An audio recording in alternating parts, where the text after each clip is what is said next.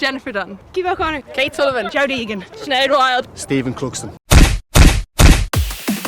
Dublin have this planned, I'm convinced of it. Do a lot of coaching courses and I quote you on something, right? So It's not pulling and dragging. no. Tommy was used to fire rockets across the training ground out of a drain pipe. He'd have the rockets on his shoulder like a rocket launcher firing these. Love it. You're not an orange boots kind of player. What did you think of Philly McMahon when you watched these games? Oh,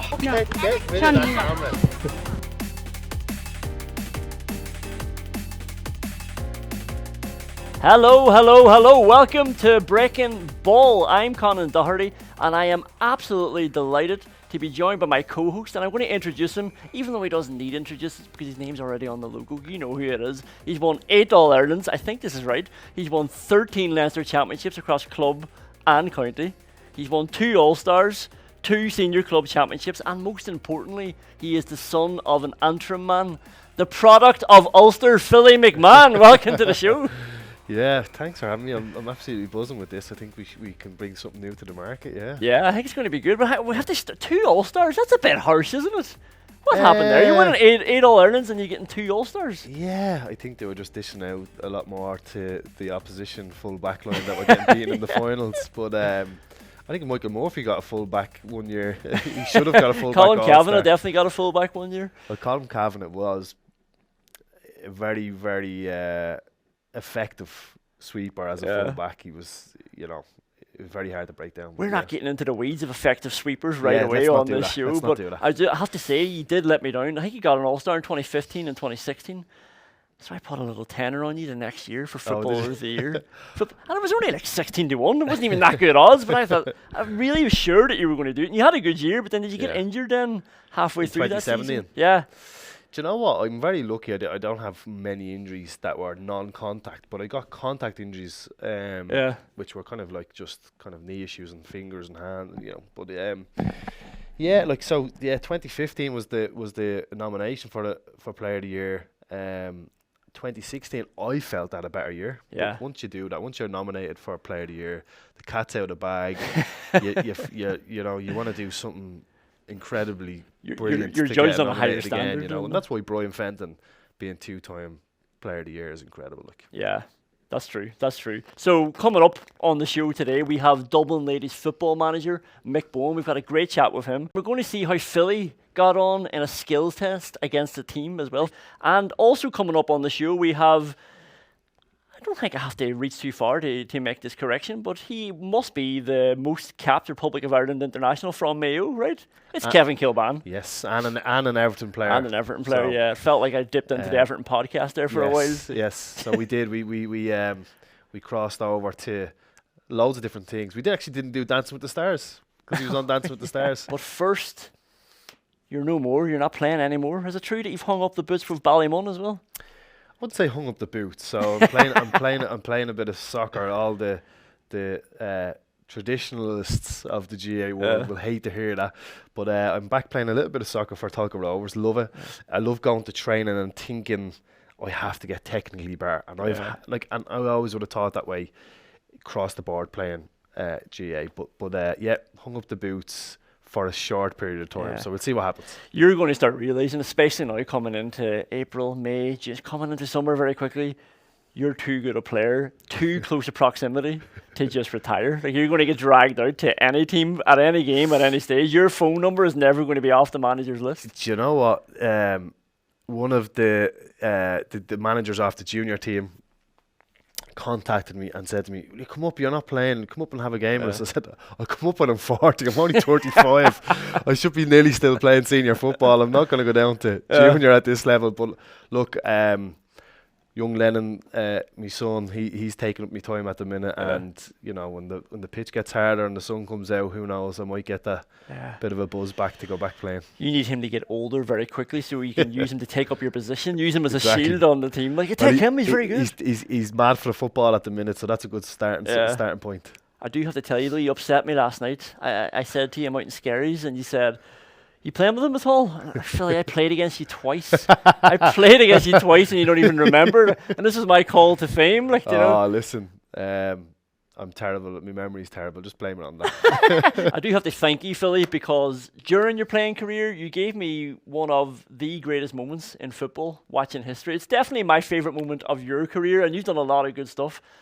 This is the 2019 replay against Kerry. Obviously, it's iconic for so many reasons, but this moment alone is so iconic. Tommy Walsh is getting ready to come on, and Tommy Walsh had such a big impact in the first game, and everyone was talking about it. And I think that James McCarthy go back on him in the first game. James McCarthy did all right, but Tommy Walsh was doing a lot of damage, and it took James McCarthy out of the engine room. He's warming up. He's ready to come on. I'm actually getting goosebumps thinking about it. Philly McMahon strips off. Dublin have this planned. I'm convinced of it. And you go stand alongside him as the fourth official's getting the numbers ready, and you're shouldering each other on the sideline. The crowd are going nuts. I've actually got goosebumps all over my body. And then you both came running on. The numbers flashed up. Two of you shouldering each other, jostling with each other the whole way down underneath the hill. Yeah. And the hill were going nuts, bringing you in underneath the post. It was class. Yeah, it was great. Like, I suppose we were like two kids, you know, who could get the edge over who, like. But you're right, Tommy Walsh had an unbelievable, well, he had a really good game in the first game. Yeah. He had his hand on 1-2 that Kerry got very vital time of the game. He had his hand on 1-2 basically. So yeah, the info was for me to warm up anytime he warmed up. Really? And as soon as he comes on, you're going on. So I didn't even have to look at Jim. I didn't have to look at anybody. Like I didn't even have to look to the guy that was making the subs. So I was togged out, ready. And when the two of us are there, I said to myself, "You're not getting ahead of me." So I stepped ahead of him. Brilliant. So when I was on the pitch, because I was going to mark him, there was no point in me running into the full back line. Yeah. So I stood in front of him, and we had a good battle. Now I didn't really play much that year, like, so he'd played a good bit. He definitely had minutes in his legs more than I had, but the incredible thing is he's probably one of the biggest fellas I've ever marked. He's 6'5" and I'm 5'11". Yeah. People don't realise that, you know, when you're on the pitch you look a bit bigger than what you are, but he, for a guy that size, he moved really well, like, you know, but brought great energy to the game, I suppose. Yeah, is this your favourite moment? Like not just this running onto the pitch, but of all your Dublin career, is this the one? Well, like, I mean, I suppose my favourite moments are the ones where you do your job, you know. Yeah. And my job there that day was to make sure he didn't have his hand on 1-2 like he did in the first game. Yeah. And I'm happy that I succeeded in that, and that helped us win that All Ireland, you know. Yeah. And look, you're a media mogul now. Your name is literally on the wall. Do you feel a bit dirty?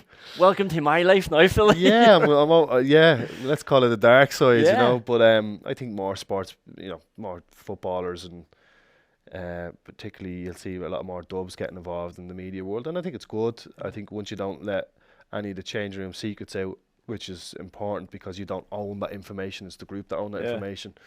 But yeah, no, I'm really enjoying it. I'm enjoying telling stories that are involved in me rather than the group or the change room, and it's been a good journey so far. Yeah, well, I'm going to try my best to get that information out of you as we go along. I'm just going to try and disarm you as we go. I thought my way in would be like, hey Philly, remember the time we played against each other at Ballymun and Skerries? That was a bad start. Yeah, it's a very, very bad start. All right. Last night we went up to DCU to visit the Dublin Ladies ahead of championship to see how they're getting on. Let's see how this man got on. Jennifer Dunn from Dalkey. Keith O'Connor, striker. Kate Sullivan, Schneider and wannabe. Jodie Egan, centre half. Sinead Wild, lost without the stick. Oil Martin half forward, your boss. Stephen Cluxton, I'm back.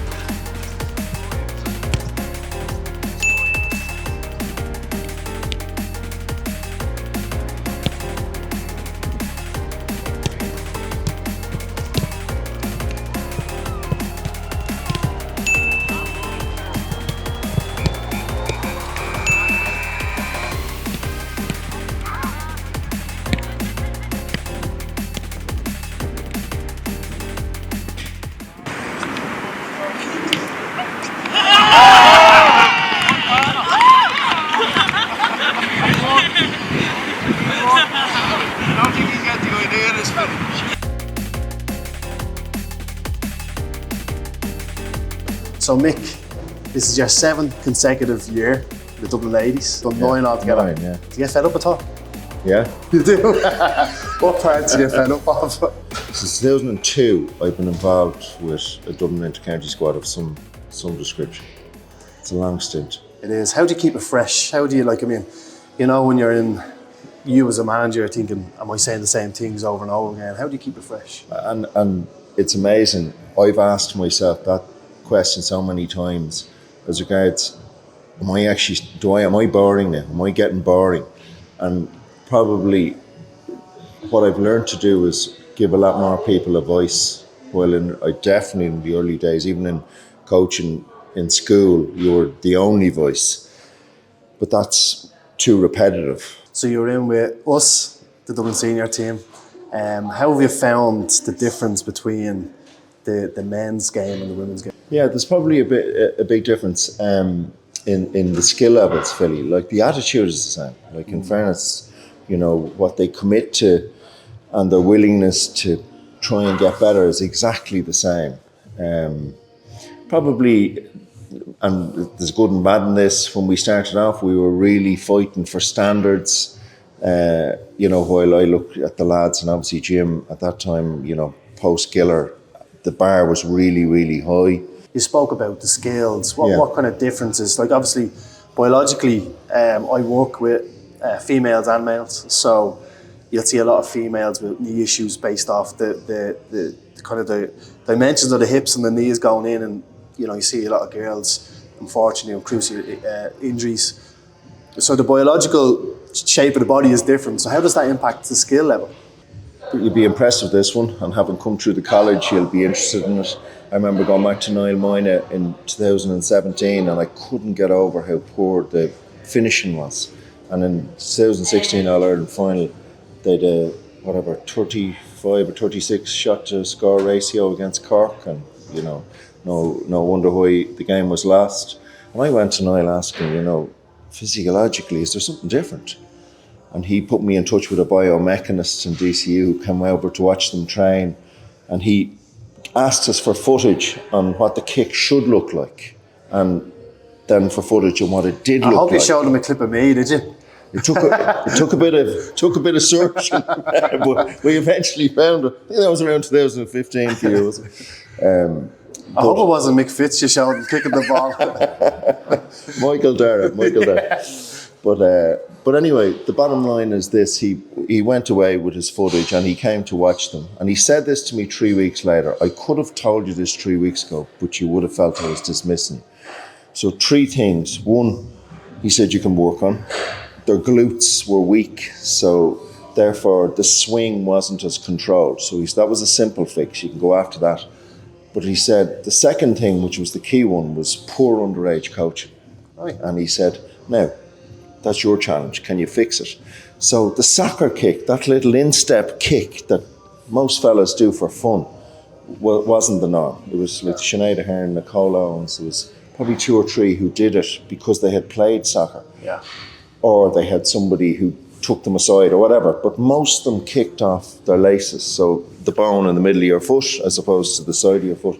And that's been our biggest challenge. Every kid that comes into us kicks off their laces. The last 2 seasons, Mead, tough. Have won both All-Irelands. How's it been? Has it been easier to motivate yourselves coming back in after seeing Mead win it 2 in a row? Has that been easy to motivate the girls? Have you found it easy to motivate yourself because of that? I was driving back from Clare the other day, and I had 2 little ones in the car, and I was thinking to myself, because their careers are really beginning, and I was thinking back over, and I've been lucky enough to work with guys like you, with Sigersons and with Dublin, and one of the things that struck me was, no matter how many times you're successful, losing doesn't sit well. And the last 2 years have been really difficult, because when you stop being successful, it's nearly like a hole in you. Like it's nearly something you're not comfortable with. Like what do you do now? So you have to. But part of it is, as we all know, is you have to show a bit of character in that. Okay, well these days come, and for lots of people they come more regularly than not. So there has to be a way to answer that. So we've gone through a huge change with we've something like 16 new players in this season. But even though we're not top dogs at the moment, you're back to trying to, with new kids, teach a group how to, even the taste of winning or losing or that desire all over again. And there is a nice challenge in that, because sometimes when you're at, we were very lucky for those 4 or 5 years, like that, you're contesting most competitions at the latter stages. And there's a fantastic feeling, as you well know. Yeah. But then when you come off it, it's a completely different skill set. And part of it is patience, or the acceptance that you're not the top team anymore. And that's not easy. Like, it doesn't come naturally that you go, that's okay. It's not okay. Yeah. Because you still want to chase. It's so interesting. Like, we were kind of at the same level we you were in terms of winning things, and we dropped off similar level as you did. Sure. Like, you gave me one bit of advice, and for most people it was tiny, but it made a huge difference in my game. Can you remember what it was? Something got to do with me kicking. Well, I before you tell me that, I do a lot of coaching courses, and I quote you on something, right? So it's not pulling and dragging. No. The four skills of Gaelic football: catching, kicking, pulling and dragging. I was told that before a conference. No, John Morrison who would have been a really good mentor for me, would have always talked about, the shield. So the Roman soldier, there's your shield, there's your sword, and your stance, right? And I always remember, so if a player's coming at you, like Michael Jordan in basketball, you showed him the way. But if he went that way, rather than taking 2 steps, you turn. And I always remember you pulled me, saying, that's all fine out 70 metres from goal. Yeah. Turn your back on the fella in the small parallelogram, the large parallelogram, you're turning around, the ball's in the back of the net. And I remember thinking, okay, I'm going to revisit that one. That's actually a fair point. I was probably being cheeky, Jesus. No, but that's coaching. That was from the arena. You made a really valid point. There is a time to only take 1 step, but there's a time where it's a fire, and you need to put the fire out. Yeah. But so I would have made, during my coaching career, I've a notebook, and I actually intend to put this to print to help other coaches. So I have that in it. Yeah. And I have things. Now, you only picked up one thing from me. I think I picked up half a dozen from you. The one, it was so crucial for me, right? Long story short, at some point in my career, I was told as a cornerback, don't go beyond this point. Yeah. I remember a specific manager taking me off because I did. And so I always had this complex about going forward. And but I always, because I was a corner forward when I was playing with Dublin Minors, and I got that in me. I was playing corner forward for Ballymun at senior level, but then I obviously wasn't a good corner forward because I got pushed back into defence. But a small thing that made a massive difference in my game was you always told me, when you kick the ball, go after. Yeah. Just go, make that pass and move. Follow the ball. And that was with DCU, and it made a difference, because when I did that, it got me into positions where I was able to get scores. And then once I started getting scores, the trust in the likes of my teammates, but also offensive coaches, which would have went, get back there, Philly, like, you're a defender, do your job back there. Then they had to start saying, well, he's making the difference going forward, let's let him do it. Well, in fairness to Jim, and again, I would say this in coaching, and the seasons, you'd have a much better idea of the seasons than me, but I remember one of the seasons you had something like 8 shots on goal, and you scored twice. Yeah. And most coaches would go, exactly what you're saying, go back there, you're a cornerback. He said to you, you're only entitled to take those shots when you become a 70% finisher, which was the scoring challenge. Yeah. And I thought to him, that's brilliant. That's coaching. Yeah. Because most fellas don't have that vision. And in fairness, what season was it that you outscored 15. The Gooch? And I know that's not the, the narrative, and that is brilliant. But the point being on it, a lot of other fellas would close the door on it. Do you watch, actually, I'm on the dark side of the world now. I'm in the media world. I'm doing a bit of punditry. Do you ever watch, so I won't mention certain, shows, but do you ever go, geez, that pundit is absolutely talking crap. Do you know what he's talking actually? I've already said this to my mates, that, I'd listen, the Sunday game is the one that, and I listen to the plan A and plan B, and I get irritated and say, plan A and plan B.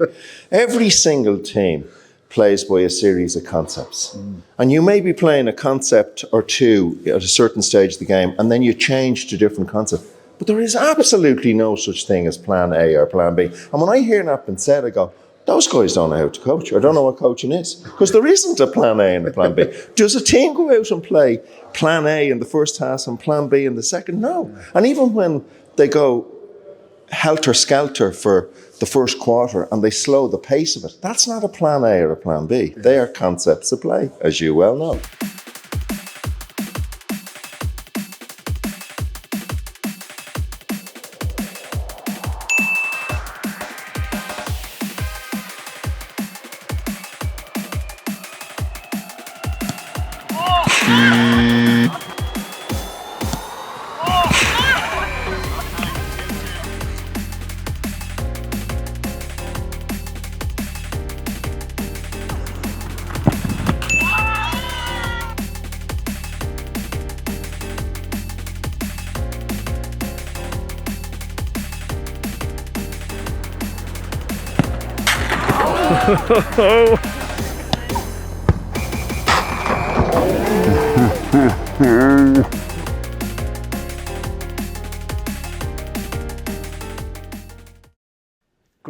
Great stuff from the Dublin Ladies. Philly, you were freaking out there when you saw the size 4 balls. I think you didn't realise for a stage. No, I actually didn't cop it. I was like, it didn't cross my mind once that I was going to be kicking a smaller ball.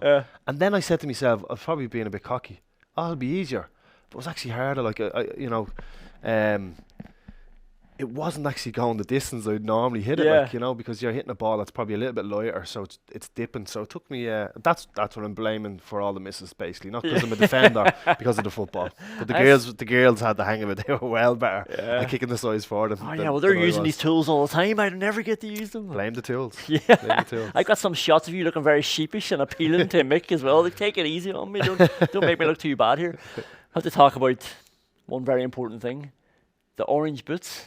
Oh yeah. Yeah, come on. I can. Yeah. You might have more experience than me, but I've got enough experience as this kind of player, not an orange boots kind of player, to tell you that you're not an orange boots kind of player. What? Like, you look at my whole career and can you see a chain of games where I've wore black boots. I was always a colourful type boot person, and I remember the legend Dave Hickey. Yeah, absolute hero to all of us. Yeah, his prediction was that we'd win 10 All-Irelands. We went far off it, considering there might be one or three lads that could win 9 this season. But I remember him pulling me because I had coloured boots on. Really? Yeah, he pulled because I had coloured boots on. And Dave, he's very smart, with the way he would look at them boots and Pat Gilroy then said to me something about boots, so I had to get rid of those boots. Yeah. And I think a couple of weeks later, Dave's son showed up to the training session. He's only a young lad, young Dave. He showed up to the training session with the same boots on. And I says to Dave, he has my boots on, what's the story? And he's just waved her off. He says, I can't win, he said. But always wore colourful boots. Always felt good in colourful boots. Yeah. But you got to back it up. That's the key thing. You got to back it up if you've got colourful boots. That's what I loved. Maybe that's the difference. I remember it was a knockoff version of the gold. Remember the David Beckham Predators? We got the cheap version of them, and I just wasn't. I wasn't that type of player. And I felt great in them, but when you're not backing it up, when you're not doing the things that a person wearing those boots should do, I don't know. I just felt my dad would have always said, if I pick the colourful boots, he said, yeah, well, you better back that up. You better play well now. Yeah. Because you're going to stand out. You're going to, so it's not as if you want to do that at adult football. You want to stand out because of your boots. You don't. You just want to feel good in the boots. So, I would have worn bright boots all my career. Yeah. Well, fair play to you. Fair play. There you go. All right, let's take a break and see how the Dublin Ladies got on in the Breaking Ball TikTok challenge.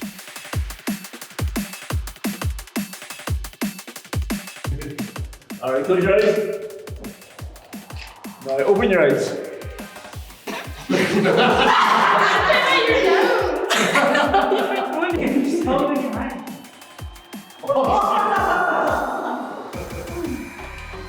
Now open your eyes.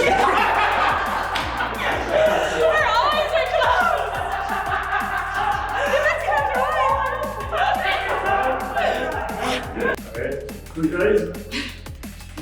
Alright, open your eyes.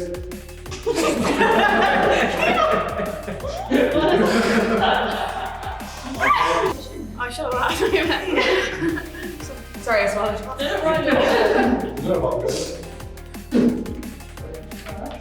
Okay, close your eyes. And now open your eyes.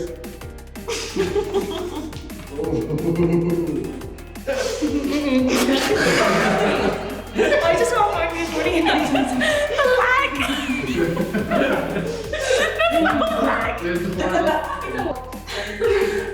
Okay, close your eyes.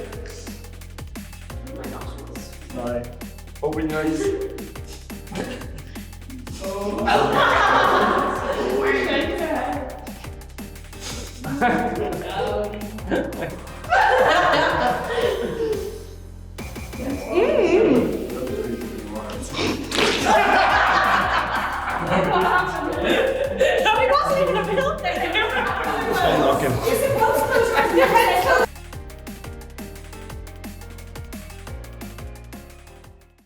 Okay, absolutely delighted to be joined from Canada, Mayo's biggest fan, probably the one that got away from County Mayo. It's Kevin Kilbane. Kevin, welcome to the show. Thank you for having me. Thank you so much. Yeah. It's been a bad week, tough week anyway. But you know, we've swallowed many of these weeks in the past, so it's good. Well, that's exactly why we got you on. Like, did you know that Philly hated Mayo? Like, that's why he said. Listen to this, Kevin. He's spinning it already here. Make sure we get Kevin on this week. I know. I can honestly, and the thing is, every time I speak to the Dublin lads, you know, I'd be friendly enough with one or two of the boys and some of Philly's ex-teammates. They're all great with me. Oh, we love Mayo. They all tell me how great Mayo is. Half the team's family's from Mayo, so you know we produced a great Dublin team. So that's how it works, you know.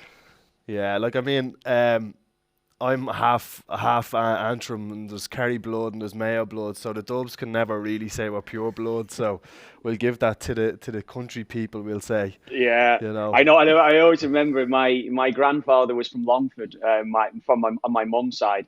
And he always used to say, look, you know, the Dubs know. I think we're going back into the 40s and 50s here. You know, he used to dislike the Dubs for that reason. He'd go, they take all our country boys, all our best players, and they're all going up for jobs, and they're all going up for, and it's the way it is, isn't it? You know, yeah. Dublin's the big pull for so many of the kids. Let's start with your love for GAA. Where did it start for you? Oh, it's my dad, obviously. My father, my dad passed away now, just the back end of 2015. And I won't go into the history of Mayo now because I think everyone's well aware of the story now. But my dad was born in September 1951. A week after Mayo won the All Ireland. Oh, God. But he lived his whole life without ever seeing Mayo win an All Ireland. So you can imagine how that was in our house growing up. Yeah. Especially obviously over the last 10 or 15 years, the way that it's gone. But no, when I was a kid, I mean, we were never able to pick up the games, were we, in England when I was growing up? So we'd always have to go to Manchester. I grew up in Preston. So my uncle on my mum's side, say, who married my auntie, he was a Mayo man as well. So him and my dad and my other uncles, we'd always drive over to Manchester usually for All Ireland semis and finals whenever Mayo reached them, because there's been enough of them over the years, as you well know. So that was pretty much it. And then when I retired, I was able to get. I mean, I lived in Dublin for 5 or 6 years as it was, so that it was good for me that I was able to get across back home to Achill a lot as well. And I was able to get to Castlebar. I was able to get up to Monaghan, obviously to Croker a good few times to watch a lot of the games. So I used to go to a lot of the games. I used to go to the league games. I used to get to as many as I could across the season for probably a 4 or 5 year period. So it was great for me when I finished and I retired that I was able to get to see more games in person, because it wasn't really easy for me to do that while I was playing. Kev, let's think about 2012 to 2017 fever pitch, Mayo, Dublin. Mayo were really probably on the cusp, closer than they'll ever be. What did you think of Philly McMahon when you watched these games? Oh, an animal of a man. No, I know, genuinely. I mean, I knew a little bit of Philly's background, and I read his book, and Philly and I got in contact a good few years ago via social media and things like that. So we've bounced one or two messages back, but back and forth here and there. But no. You can only admire, and it's a genuine admiration. And everyone, no matter how much we hated Dublin over the years for what they did to Mayo and all the other sides, we had total admiration for the machine that they became, for the talent that they had, and the ways that they found to win games. Because when you put yourself up on a pedestal the way that or the pedestal that Dublin were on for such a long time, they were there to be shot at, and they still found ways to beat teams, no matter how many different tactics were set up in front of them. So it was incredible to watch that Dublin side. It really was. And I know we were close. We were close on a number of occasions. Probably should have, could have, on maybe any given day, should have done a little bit better on maybe a couple of those finals. But it was certainly great to see a great team. That's what I maybe look back at, and that's my memory over the last 10 or 15 years, yeah.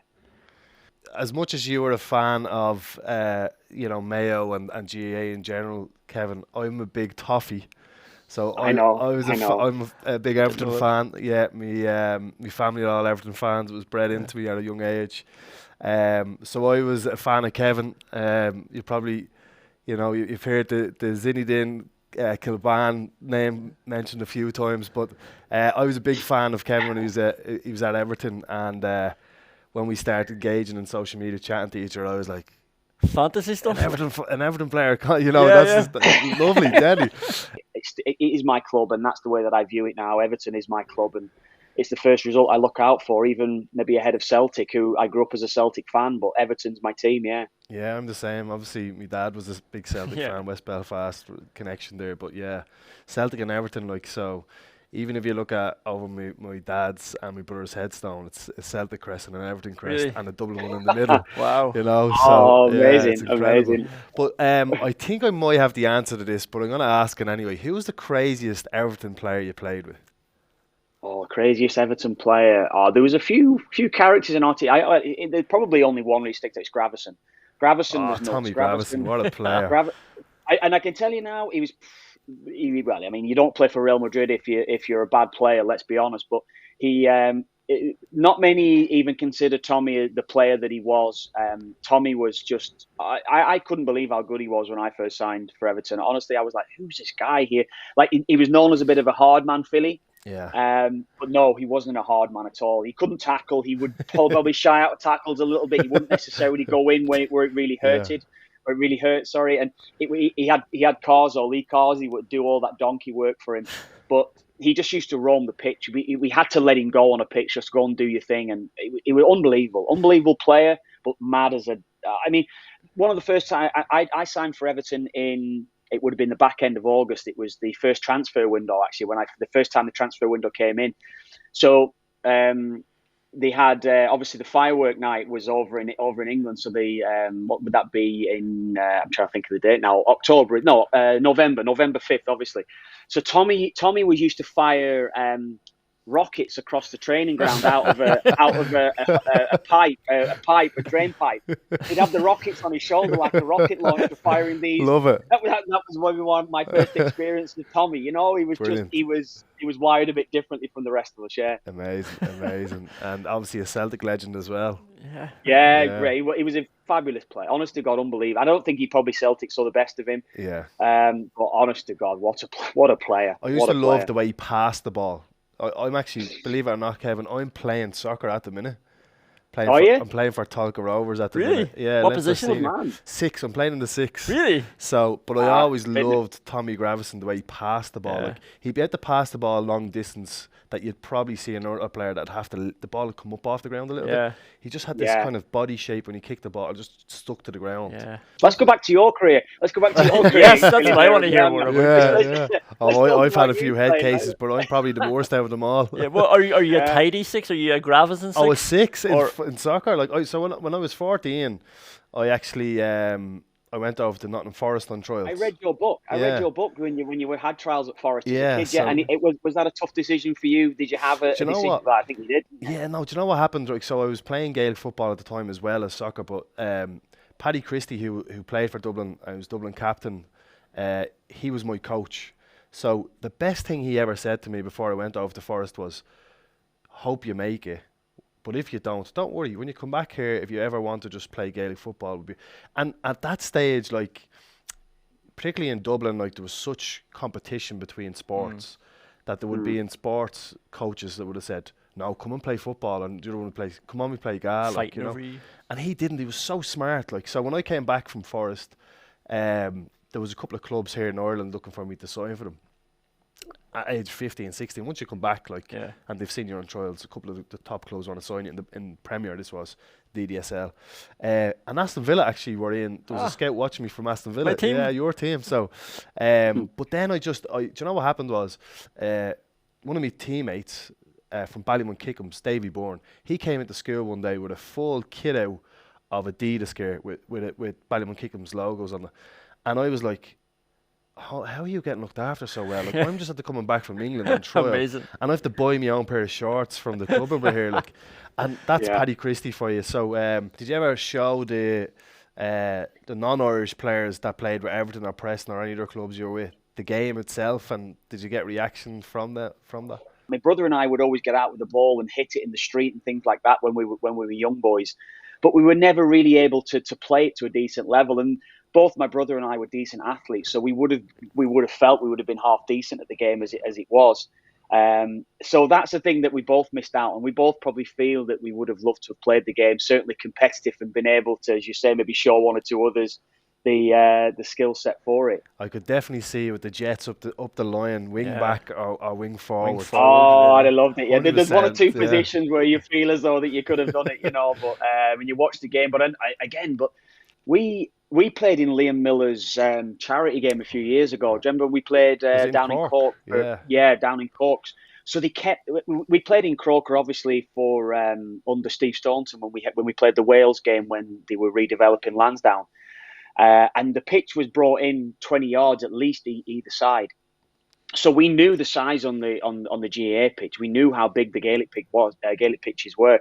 So when we played for Liam's Liam's charity game down there, down in Cork, they kept the pitch as wide as the GAA pitch. They went, we want to be close to the fans. So anyway, the pitch is as wide. It was like 100 meters wide. That's the normal size of the length of our pitch. Yeah. We're like, some of the lads, I think like Paul Scholes was playing for Man United, and Scholes was like trying to hit his diagonal balls and things. He couldn't reach like he was trying all sorts to try and hit these passes, and we were like, just keep it short. Don't go hitting these diagonal balls because we've no chance. So we realise how big that pitch is, the ground that you boys have to cover. Yeah, it's incredible because I get asked a lot. Even when I was working the lads with Bowes, they were asking, what sort of distance, what's the difference in terms of the physical components of the game and demands of the game. What distance would you boys cover in the game? That's interesting. I've never known that one, actually. So because we play like 70 odd minutes, it was when originally, like, but you'd cover, like, for me as a full back, the highest I would have ever covered was about 10k. Yeah. Right. Now, just to put that in perspective, it's 20 minutes. It's 20 minutes less. It's less, So it's not. So the soccer boys would be going, "Oh, well, we do 12," and I'm like, "Yeah, but we do it in less time." But also, if you think about it, if you put a soccer pitch in Croke Park, it's nearly like box to box or around where the D is to the opposite D, and you think about 10k as 100 laps of that. Yeah. So imagine saying to somebody in 60 minutes, do 100 laps, play football, have multi-directional movements, and get hit and all this stuff. It's actually, when you look at it, it's an incredible sport that way. Whereas soccer, when I'm playing soccer, it's more structured because of offside. You have a job to do structurally, and for you to get high speed running, you'd have to hit over 40 meters. Yeah.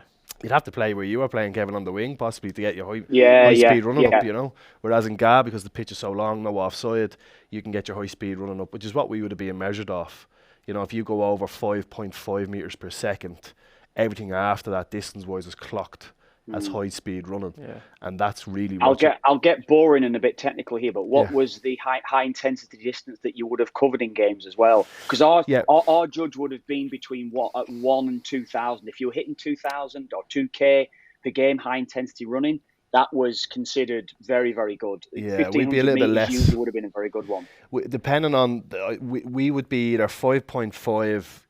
And then that could go up to maybe just under 6 meters per second to clock the distance of high speed run. But for me as a full back, I would struggle. Full forward line, full back line would struggle to get high speed running because of the distance and the way we're running. It's just short, sharp. Middle third players would be over, I'd say, 1,000 meters to 1,500 meters because they're running in the middle of the pitch, you know. So it depends on position. We used to train, right? And we play a match.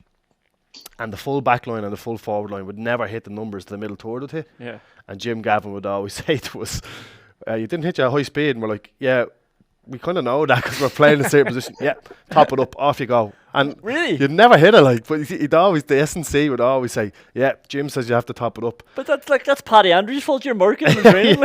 And I, honest to God, what was very funny was like, I'd run up the pitch and then, let's say I was marking Paddy Andrews. Yeah. Paddy Andrews would start running a little bit quicker down the pitch. And I'm like, what is this fella doing? Like, is he trying to tire me out? And then I figured out he's trying to get his high speed running up on the way back.